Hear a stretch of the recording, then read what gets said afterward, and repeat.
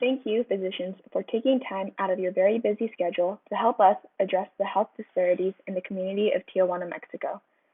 As you know, the COVID-19 pandemic has limited our ability to help our target community in person. So we have transitioned to telemedicine to help continue our work during these trying times.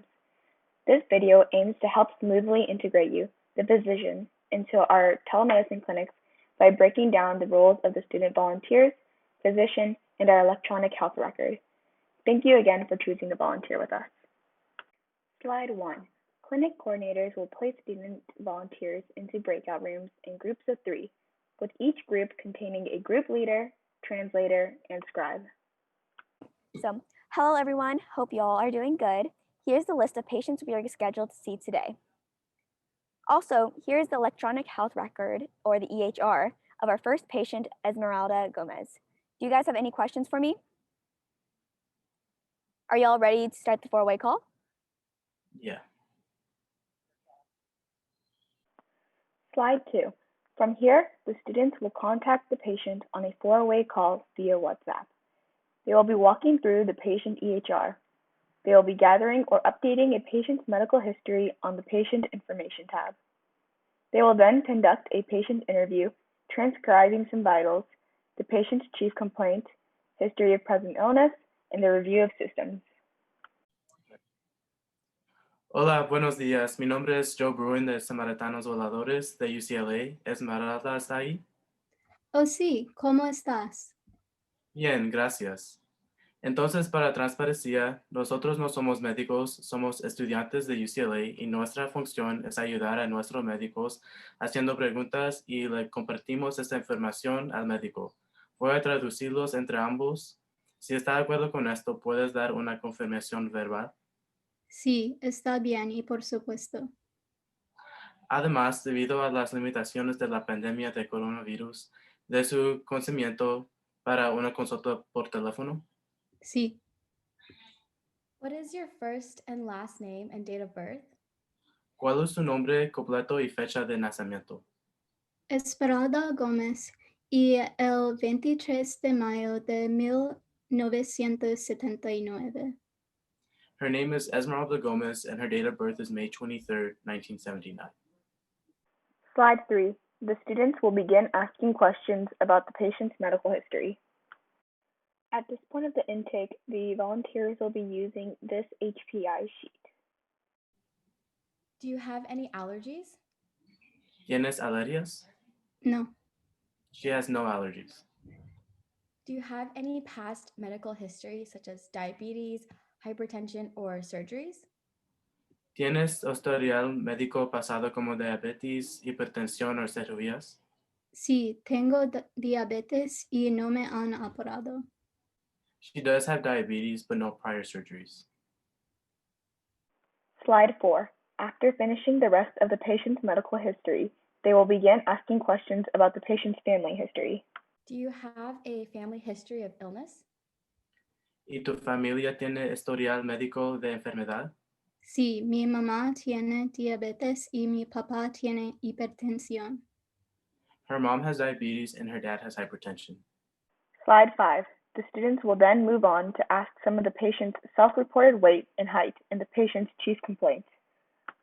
The students will now be filling out this part of the visit template. Can you please tell me your approximate height and weight? ¿Puede decirme su altura y peso aproximados?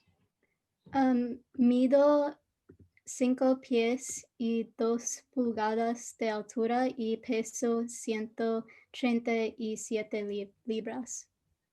She is 5'2" and weighs 137 pounds.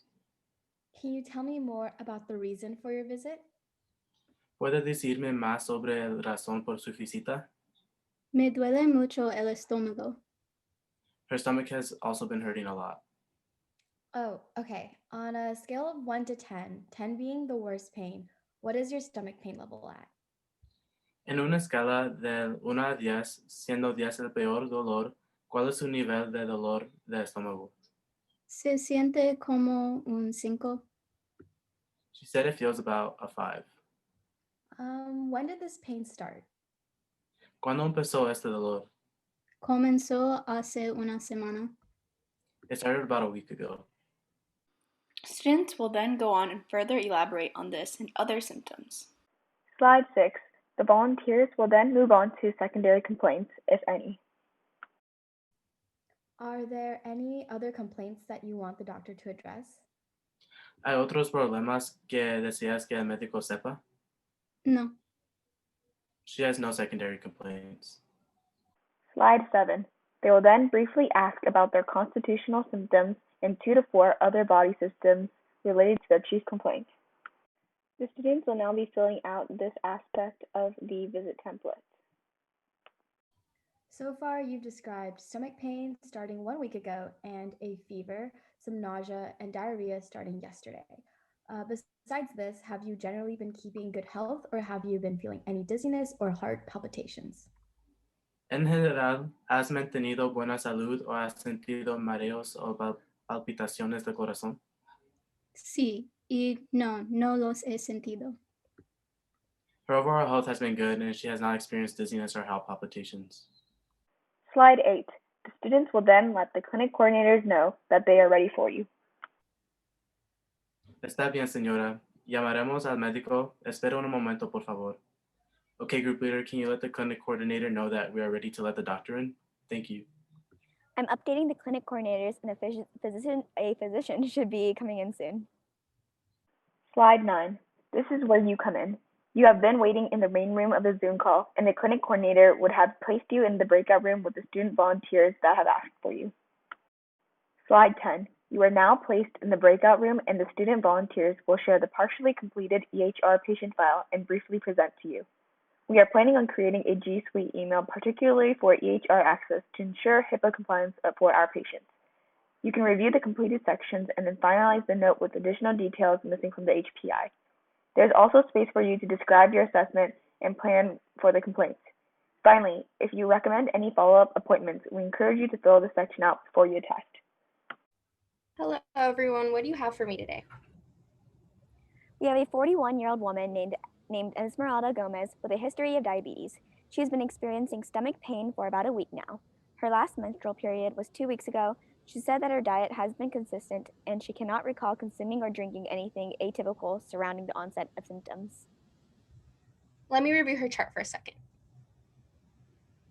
Okay, great. I'm ready to be added to the call.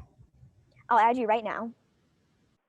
Slide 11. You will then be added to the WhatsApp group call and begin your consultation. You can scribe for yourself or have a student volunteer do this for you by letting them know.